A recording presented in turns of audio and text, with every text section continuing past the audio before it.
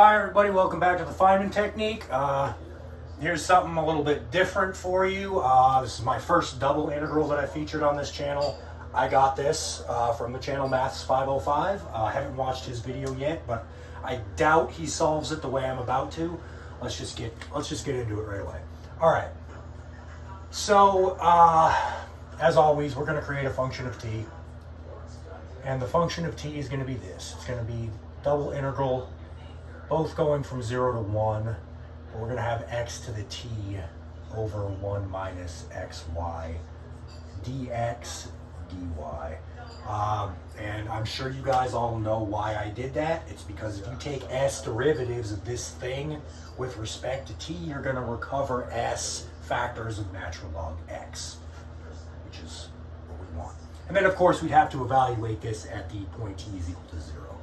So let's write down right now that our function,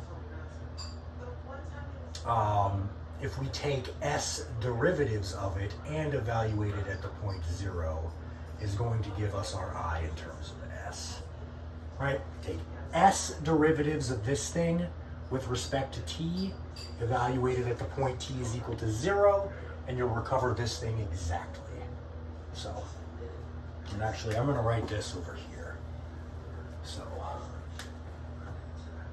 taking s derivatives of our function of t and evaluating it 0 gives us I of s, which is what we want. All right. So let's start working on this. First thing we're going to do, u substitution. We're going to have u is equal to xy, of course. That's going to give us dx is equal to du over y. Yeah, and x is equal to u over y. All right. So that gives us f of t. See, our first integration doesn't change, but this one does. This will become, I'm going to kind of space it out in case I need to do stuff in between them. This is actually going to go from 0 to, let's see, if x is 1, then u is y. And then we'll have this x to the t, but that's really u over y to the t.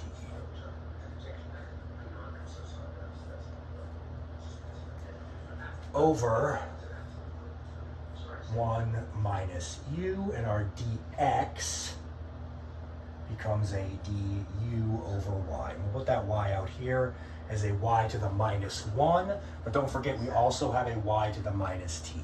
So that's going to be altogether that's going to be a y to the negative t plus 1.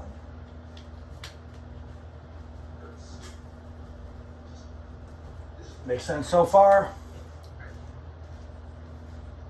All right. T plus 1. Okay, now this we can write as an infinite sum. We can write u to the t over 1 minus u as the sum as n goes from 0 to infinity of u to the n plus t. All right, so let's go ahead and do that. This is the sum as n goes from 0 to infinity. Oh, it's a crappy infinity. Infinity.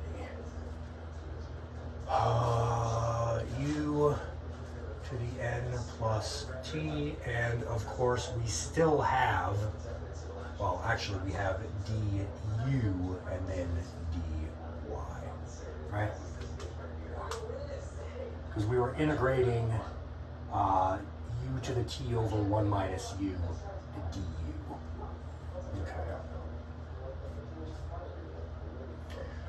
So right now, what I want to do is place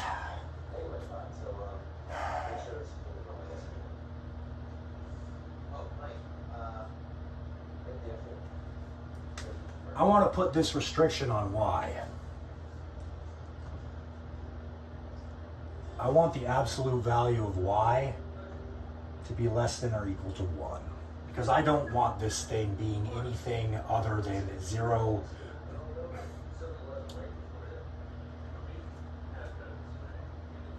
we need these bounds of integration to be such that we can use Fubini's theorem on this.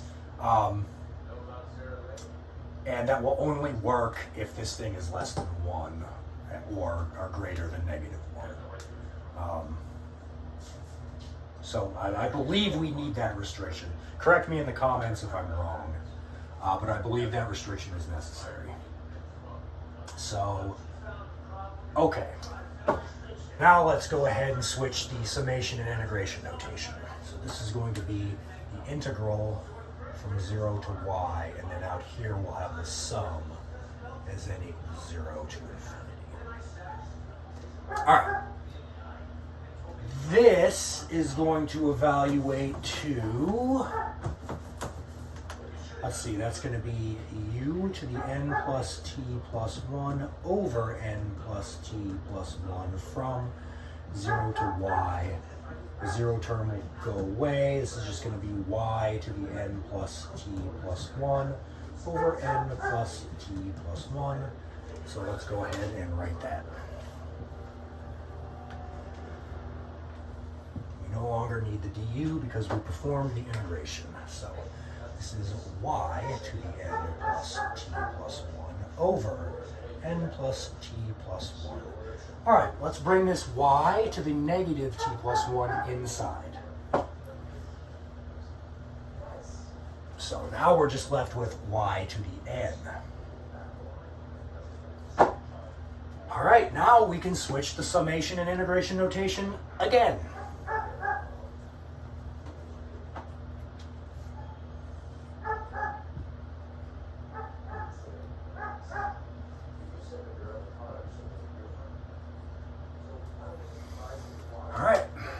And we can bring this 1 over n plus t plus 1 outside also.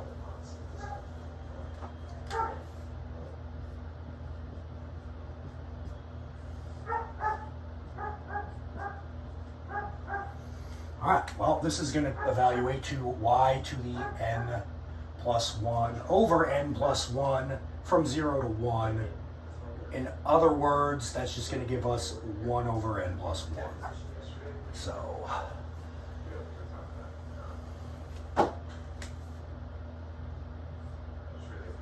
n plus 1. There's our f of t. Okay, so now let's find out what happens when we take s derivatives of this thing. Because that's what we need to do. We need s derivatives of our function of t, and then we need to evaluate it at the point 0 to get our answer. And these are equivalent functions. This f of t, written this way, is the same thing as it is written this way. It's the exact same thing. Okay, so what happens when we take s derivatives of this? Well, we'll write it like this. This means s derivatives of our function of t. All right, now what's going to happen? Well, we're taking derivatives with respect to t, so the only thing that really matters is this 1 over n plus t plus 1. And we can see that every time we take a derivative, we're going to switch the sign of our sum. So, in other words, that means this is going to be part of it. It's going to be negative 1 to the s. Every time we take a derivative of 1 over n plus t plus 1, it's going to flip-flop the sign. And of course, our 0th derivative is positive. All right. So, let's see. We're going to still have the sum as n goes from 0 to infinity. Well, let's see. We're also going to have something else out here. We're going to have an s factorial. Because when you take the first derivative, this is going to become, we're going to get something squared here. The third derivative, it's going to be cubed. Fourth, it's going to be to the fourth. And every time you take the derivative, you're multiplying those exponents over and over again.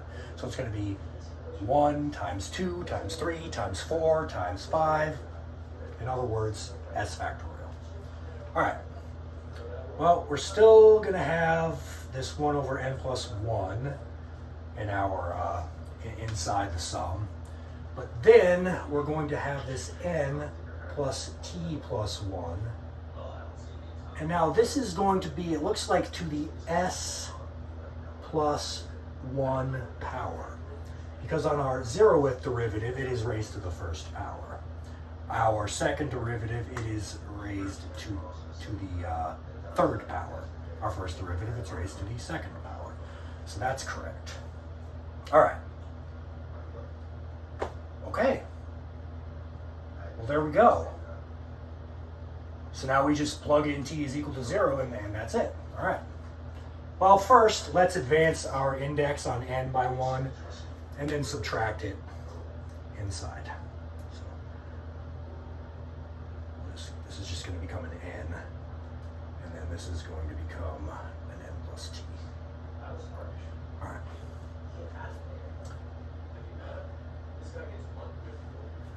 All right, so that means that I, in terms of s, is equal to this thing evaluated at the point t is equal to 0. All right, well, that's going to give us negative 1 to the s times s factorial times the sum as n goes from 1 to infinity of, okay.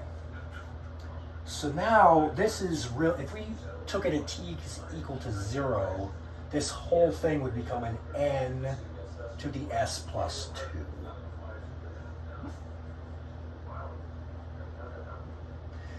And that, my friends, is the final result. This is equivalent to this. Now I'm going to go watch Maths 505's video and see how he solved it. So anyway, there is my answer to that, and I hope you enjoyed that.